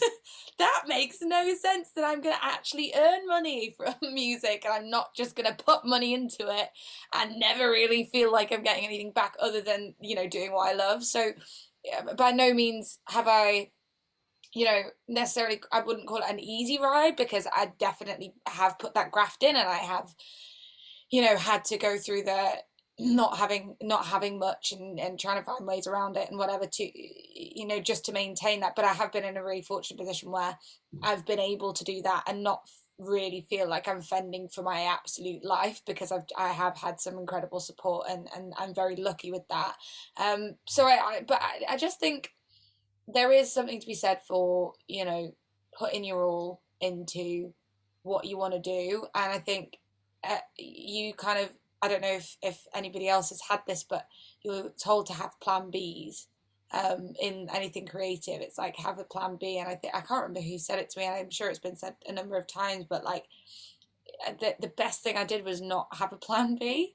And I've ended up kind of with one with radio, like that's happened, and that's incredible. But that wasn't the intention. And my plan A was always music, and was always going to be music, and remains that way. And radio is an incredible kind of other thing that I could potentially look into later, and I'm doing. But as I said earlier, my fire's in music. So I will always be an advocate for working. And I do get frustrated when people assume that, you know, you can go to that next level really easily. You know, I've seen a lot of the chasers in my time, because I'm in that industry where the side of the industry in the pop world where people do chase the kind of fame side, and obviously the social media, people chase the fame side, and The Voice, people are on there they think is going to make them, and they've not, you know, done a gig ever in their life, and they've not, and you're there like, what?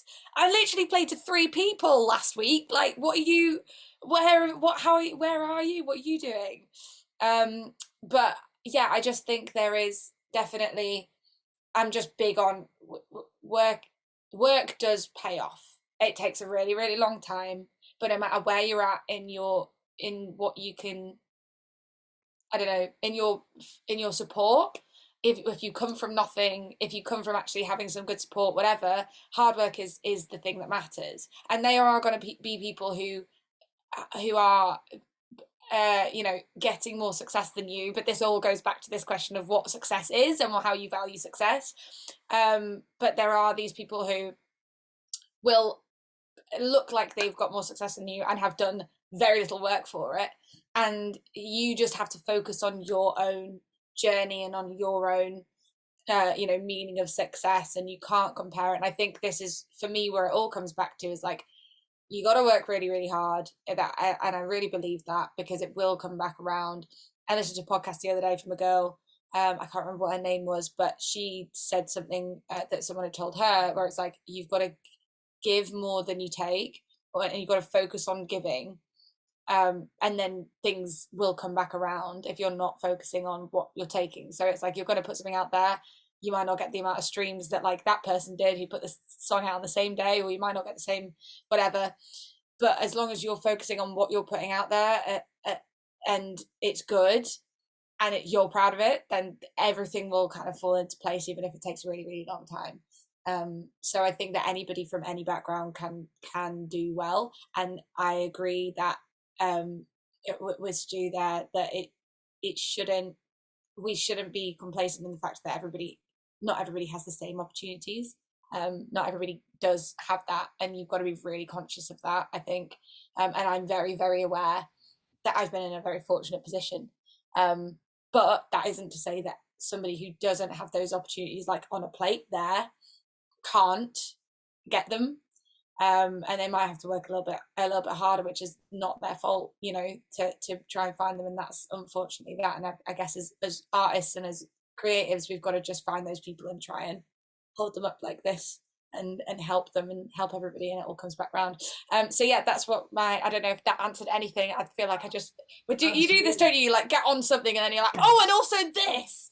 Well, no, it's good, Beth. I mean, that's the thing. I mean, obviously, I'll get you to do some plugging in a minute, but yeah, I empathise with that. You know, I think one of the reasons why, you know, I set up Soundsphere was to help young people and support people that didn't have the background that I did. Yeah. You know, when I was growing up and I had to be in hospital. I was in hospital for most of my childhood, so you know, I had supportive people that were helping me through that. You know what I mean? And there was ups and downs, but the idea is, and that's how I connected with Stu and the Warren and numerous other things, is just that, you know, there's a lot of people out there that didn't have the resources and the support.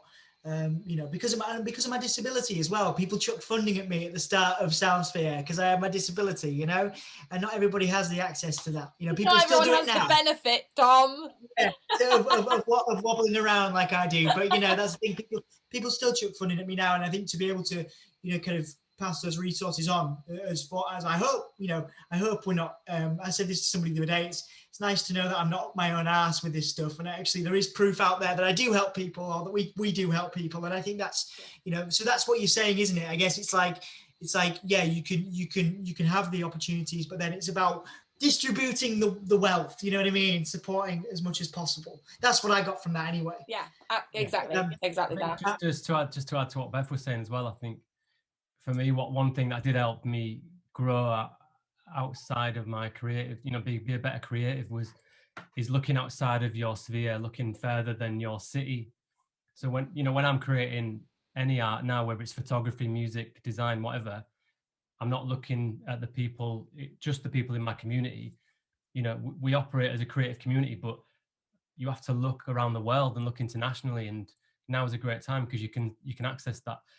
So if you look at the industry as a whole, you know, it's not, the industry doesn't just stop at the end of the border of your city. It's a big place. So start to feed in from different places and look at what people are doing in other places, and you might find something you can bring back to your city that no one else is doing. And then you'll be, you know, the person that does that in your city. And that can be a really good way of having local success as well, is by, you know, looking a bit further afield.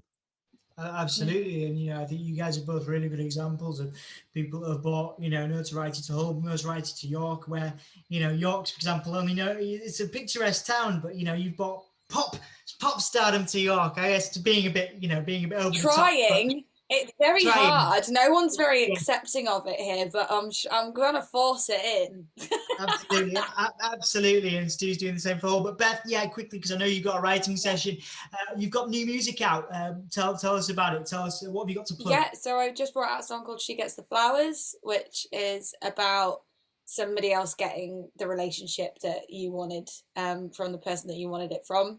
And it's all been very TikTok oriented, you know, bang on about TikTok, but I have to name it and put it in there because it really has been the saving grace for me. Like the beginning of lockdown was, I'm sure, like it was for everybody in a creative position, awful. It was the worst thing that ever could have happened, and I wanted to just die. Honestly, it was just like I just moved to London. I just like started this thing for my big break. Like that was going to be the thing. I just moved and I was going to make it, and that was going to be it. And then 3 weeks later, the world went to shit. So I'm sure everybody's been there, and I had a really uncreative few months at the beginning of lockdown because I just couldn't find inspiration, and I felt like I was just really sad, but I wasn't even sad in a beautiful way. I was just sad and everything sucked. Like I couldn't even put that pain into good music because it's like, I'm sad today. I have nothing to do but watch Netflix. That's it. I had nothing else to say. So the TikTok thing kind of came out of, I did manage to get creative kind of pre all of this, but the TikTok thing came at the back end of last year. The rewrites kicked off. I brought out a song called OMG Did She Call Him Baby, which is a rewrite of a Will Joseph Cook song. It's a really sad version of what he did, and that did well, and then that kind of then pushed me to release my own song, which was She Gets the Flowers, and then that had its little moment pre-release on TikTok with the video of me crying in a car. But it's all been inspired by kind of other people's stories, so I can relate to it. I wrote the song because I could relate to it, but actually the original concept came from a video on TikTok of a girl who had been in that position and was talking about it, and she actually used the phrase "she gets the flowers," right? And I kind of took that, I spoke to her, I was like, this should be a song, I want to make it one. She was like, yeah, use my pain, like make it into something. And so I did, and obviously lots and lots of people related to it. So this is all relevant because yesterday I just released the music video for the song, which is something I'm super, super proud of, because it essentially is telling the stories of the people who didn't get the flowers. So when I originally anticipated releasing the song, before it even kicked off, I'd put out a call out for people to send me their stories of when they didn't get the flowers and somebody else did. I got like over 200 emails. It was crazy. I felt like I was an agony aunt because I just got all these sad emails. I was like, I can't just be like, great, so fill in this form, and like I had to reply to them in some way. So it's been a really connected process. And this video has like 8 of those stories being told by people, and it's very, very raw, and it's just goes back to what I was saying earlier about like authenticity and being genuine, and that is what this song has been all about. It's just been kind of people's real vulnerability has come through, and people have connected over the same pain and different experiences of it. And so yeah, I'm really pushing for that now, because it's a different level of connected that I've never felt before with anything that I've released. And so yeah, She Gets the Flowers are everywhere, and the music videos are on YouTube, which is my YouTube channel is Beth McCarthy. And I also have an acoustic version coming out in a couple of weeks as well. So I'm just really trying to hit as many different avenues of it as possible for people to take it and relate to it if they do, or if they don't. Most of my comments are people being like, oh, I'm in a really happy relationship, but I'm crying anyway. Like, okay, cool. really glad I could do that for you. I mean, definitely loads of people. I can relate to that, Beth. So yeah, I appreciate that for sure. So, and thank you so much for being a part of this today. Obviously, I know you got to go, but I look forward to. We're gonna do this again. We're gonna do this again at some point. I'm gonna ask Kallie her viewpoint, because obviously to finish off. But you feel free, because I know you're busy to go away if you need to, or you can stick around. Yeah, I'm gonna run just so I can get my shit together for this, no worries. session. So yeah. Okay, Beth. But thank Brilliant. you. It was so lovely to talk to you all. And yeah, let's definitely do this again. And I'll hook up with you all on the social shit and stuff. Okay. Beth. Bye. Bye. Cool. Right. What we'll do to finish off then, guys, is have Kallie put her viewpoint across, because again, I know that you've struggled quite a lot. You've got quite a story going back to your younger days with regards to getting yourself into the industry, and then plug away on projects, and then we'll finish with Stu plugging some stuff for life, and then we can all go and have a good night and eat food and drink tea, or whatever it is that we're going to be doing. So yeah, Kallie, again, really interested to get your viewpoint as we come to an end here, because you've not had the easiest go of it from our friendship and the years that I've known you. So can you talk about your journey and what it was like? I guess again, your tips for someone that comes from very little support, very little support in the background to getting to where they want to be, like you've done. Thank you. Yeah. I think persistence is key, and discipline. Discipline has been a huge thing for myself, and I think surrounding yourself with people who are positive impact, because you can surround yourself with people who seem positive, who want to party with you, but maybe they're not the best influence. And I'm talking about maybe when you're very young, or maybe when you're very down, or maybe even if you're just, very broken, thinking well, this beer or whatever is the only escape I have. Whatever your place, your mindset is, you have to surround yourself with people that are positive and healthy influences. Whatever, that might not seem as fun at the time, but having people that align with your end goal and support and believe in that. And sometimes that's very hard to pull yourself away from people that maybe come from your place that you're comfortable with, and sort of leaving those people behind, because even though they're nice people or kind people, they may not ever leave that world. And that feels very sometimes like you're being egotistical, but it's not that you're never going to speak to them again. It's that they might be the wrong environment for you to succeed. And when you're coming from perhaps a rougher background or a poorer background, that sometimes you have to make little changes in your environment to set yourself up to become productive or healthy or safe or successful. I think another thing, especially lately, I've been saying this, music is a neighborhood. And I'm going to just keep saying that, because it ties in with things that we've talked about earlier, with ideas about success, with ideas about ageism, with ideas about class, image, all of these things. Music as a community globally we support each other, and it's not a competitive thing. It's a place to leave egos aside. It's a place to leave competitiveness aside. And I think if you are struggling with whatever your struggle is, whether it's coming from an impoverished background or a small town, or drug addiction or abuse or whatever, wherever you're coming from, is knowing that there is a community out there. And now more than ever, they're very easy to find because the internet. And that, myself personally, I'm going to get emotional. No, I'm not. Myself personally, like just before the pandemic, my computer died. And if you are in music, technology is an absolute must. It's not just for email and social media. It's the means by which Pro Tools runs, and it is the means by which I access all software instruments, which is 90% of how I create as a creator when I'm not recording other people. And I felt terribly fearful of going online and saying, hi guys, I don't have a computer anymore.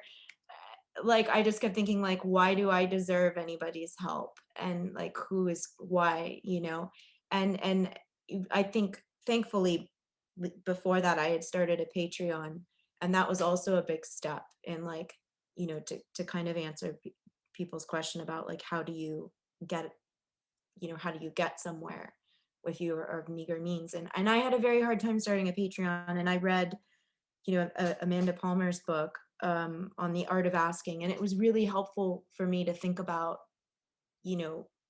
as an artist, sometimes I think we don't think that we deserve support. And I don't know why. That could be its own talk entirely on this, the artist mindset. So I had done that, and thankfully I had started the Patreon because it gave me the chutzpah to create a GoFundMe to ask for help. And I was shocked because I think in about 48 hours I had funded a computer, and people from all over the music community, and people who aren't in music too, but people, I was really, really like taken aback. And I was literally like crying the entire time I was writing the GoFundMe thing, because I'd just been at BMI for the past 2 months working on this like film scoring project, and my computer died right before the day before we had this massive string recording session. And then of course, as soon as I got everything back up and running in November, and then the pandemic hits like 4 or 5 months later, and I lost my home in the pandemic. And again, I just was like, well, if you don't let people know that you need help, you can't get help. And that goes for anything, whatever your struggle is. So, if you wave a little flag, sometimes then people can send life rafts, and maybe they don't have a life raft because they're floating too, but they can maybe pass you some driftwood. We can all assemble a raft together. And so music is a neighborhood. And I really think that there's a lot of value in realizing that we are all connected. Everybody knows everybody. We are all making music that fuels each other and influences each other. And so it just keeps going. And so, hopefully I'll get to a place, whatever that's, to bring it back to success, hopefully I get to a place where I'm capable of no longer, being on a raft with a stick trying to row myself along, to where I have like maybe a motorboat, and I can like, or a bigger boat, and I have more life rafts and more resources to help other people go, and go faster together and get places together. So that's what I think it's about. Yeah, ramble. Absolutely, yeah. And before we finish, obviously, again, Stu's got experience with that, supporting other people and being supported. Again, is that music? Like it's the community thing, isn't it? It's the community thing. And I guess your thoughts on that, Stu. Based on what Kallie was saying. Again, music being a community and being able to help each other out. You've seen better than lots of people. The value of creating music and the value of having a community of people come together to support each other. Yeah, definitely. And I think, I really familiarize with most of what Kallie said, in similar experiences to myself. And, being in these situations where you don't have things to fall back on and everything you are putting into it is everything.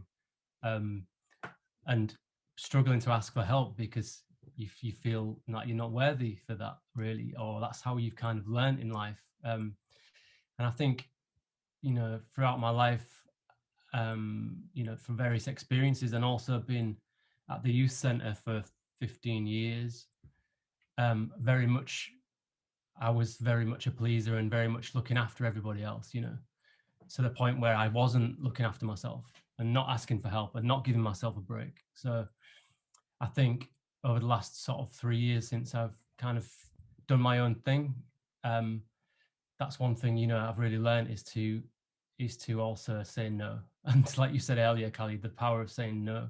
I'm still very bad at it, by the way, but me too, guys. Yeah. yeah, but I think also, I'm very open about my life and what how I feel, and that's been really useful for other people as well. I did a podcast for you, Dom, obviously talking with artists, and a lot of that talked about mental health and about struggle, and and I always encourage people to talk about that stuff, because as soon as you start talking about it, they realize they can talk about it. And if you say to someone, I've been through therapy and it's been really good for me, then they suddenly start asking you questions about it that they maybe wouldn't have asked before. So I think just being aware of what you need and not being afraid to ask. Don't be too proud, don't let pride or ego get in the way, because that's a killer. That can really, it can kill you and it can ruin your life. So I think if there's anything to try and like lift the mood, really, it's just like you said about celebrating community and the neighborhood.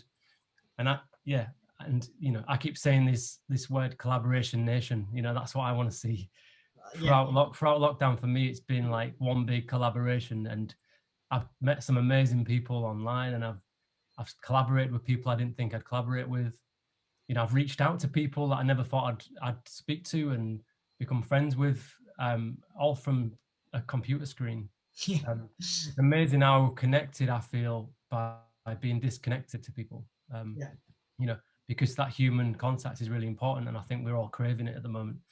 So I think, just ask the questions. And I always say when I'm on these panels or on any kind of open forum, I haven't regretted it yet, but I always say to people, feel free to get in touch with me if you've got any questions about what I do or how I've done it or how you might do it, or any of my things that I've done in the past might help you. Then I'm willing to give you everything I've got. There's nothing's precious, it's all there to be had. But it's worth knowing that you're the one who needs to go on the journey and put that thing into practice and put the work in. I could tell you everything I've done and everyone I've done it with, but that's not going to help you. You need to find your own bespoke journey around that and what you need for to get where you need to be. Absolutely. So that's the inspiration I take from all of this and from meeting people is, they've all found their own way forward.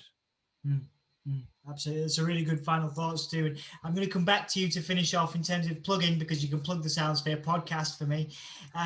You could be the last one. But Kallie, what are you working on at the moment? What have you got to tell people? And a message for people that have supported you on Patreon and things like that. Cool. Yeah. So I just released a new EP. I'll try to run through these real quick. I just released a new EP. It's all instrumental music. It's my solo project. It's just under my name, Kallie Marie. And the EP is called Should Your Sun Set Before Mine? And it is a trio of pieces written around healing. So it's basically the 3 stages of any sort of healing journey, which is diagnosis, treatment, and then healing and recovery being the last stage. So that could be personal, that could be addiction, emotional growth, or physical injury too, any of those. And I'm also working on a new single, producing a new artist, Julia Price. She's fantastic, and we're just doing one song and see what happens after that. She's singing doing the lyrics and playing guitar, and she's added some pretty cool keys too. So it's a big beefy song, and we're hoping to record it, get the vocals recorded soon. We've got all the instruments done now. It's just the vocals, and obviously with the pandemic, getting into the studio is a little bit tricky. Yeah, I still have the Patreon going. It's been a lifeline of support. They hold me accountable weekly. I feel like I have a responsibility to them, and it's very good. I love connecting with the people there, and I hope that it's worthwhile. And I'm always interested in feedback. Yeah, and I will say this much: I have been working on a book. We'll see what happens with that. Yeah, I'm always open if people are interested in working or collaborating. I would like to get Explosives for Her Majesty back up and running. I had started some songs before the pandemic started, and I've had to put it on the back burner, but I'm always open because it's a revolving door band, so it's always got people coming through. And yeah, anybody that wants to work and make great music and be passionate and work hard, I'm always up to hear from people. And similar to Stewart, if people have questions, I'm more than happy to help and share knowledge and information, because I wouldn't be here if other people hadn't given and shared, and so we're all just continuing to do that. So yeah. Absolutely. Well, thank you so much for sharing and giving so much of yourself in that, Kallie. It's awesome. Stu, to finish off, again, what have you got to plug? What life working on, and anything the Hinterland Creative has got going on, as well as the Soundsphere podcast, of course. You're muted, dude. Unmute. Sorry. Beautiful voice. Rookie error. It's all right, man. Don't worry. So I guess, yeah, we've been doing a podcast with you for Soundsphere called Keep Talking. Kind of an experiment, really, wasn't it? So hopefully there's going to be some more of them coming. There's been some really good guests, some really good conversations. So give it a listen. I definitely didn't expect to be doing a podcast, and it's not something I really was passionate about doing, but I really enjoyed the process, thanks to Dom. And, while I'm on that, it's worth saying, that, when lockdown hit, I was very depressed, and that was the first job offer that I got. So thanks, Dom. You got me out of a hole. I was skinned and I was sad, and you helped me. Well, you've done the same for me for so many years, man. So yeah, it's my pleasure. So that was really great. So if you want to listen to those conversations, go and have a listen. My band Life, if you can go to lifeband.co.uk and support us, share our music, buy our merch. We really need it, the support. We've not had any gigs this year, so. But on a positive note, this year we've written our best album yet, and we're ready to get it out, and we're really proud of it. And without this time, we wouldn't have maybe done that album. So, swings and roundabouts, I suppose. There's been a lot of positives. Creatively, we're rich, even if we are financially poor. My own stuff, if you go to my Instagram, Stewart Baxter, there's a link on there. I'm a photographer and been making videos for bands, and I do photography and design for artists and music mainly. So, and click my link on there. There's, I've been making a lot of music recently. I've gone back to kind of like teaching myself music production from a basic level, because I've got a lot of experience working with musicians, but not a lot with tech. Another one of the first things I did on lockdown was make my first composition and film that I've ever done before. So that's on my link in my bio. It's a short film and composition, and that was a really great experience to help me kind of meditate and get out of this kind of dark hole. So that's really inspired me, and from then I've been learning orchestration and how to write for orchestra. So going from drumming in a touring band to sort of trying to write orchestral pieces. So I'd really love to talk to Kallie about that, and and another thing that I hope that I'm going to be doing is going to be part of Kallie's next record. Absolutely. Hell yeah. Can I put that on my list? Yeah. Absolutely. Upcoming things, we're going to collaborate. There you go. Yeah, I love that. That's what I wanted from this more than anything. So I've said it on here, you see. I put it out in the universe, which means it's got to happen. There you Yeah, go. yeah, yeah. No pressure, guys. No pressure. Yeah, thank you. Thank you. Thank you so much, guys, for that. It's fantastic to have you. Obviously, we talked about ageism, talked about success, and so much more. Hopefully, this will be the first of many that I can have you guys on. Obviously, thanks to Beth and thanks to Martin Atkins for being a part of this as well. Obviously, there's some links and things that people have plugged, but I'll make sure that everybody's links are in there. So yeah, thank you guys so much for your time, and go and enjoy dinner and tea.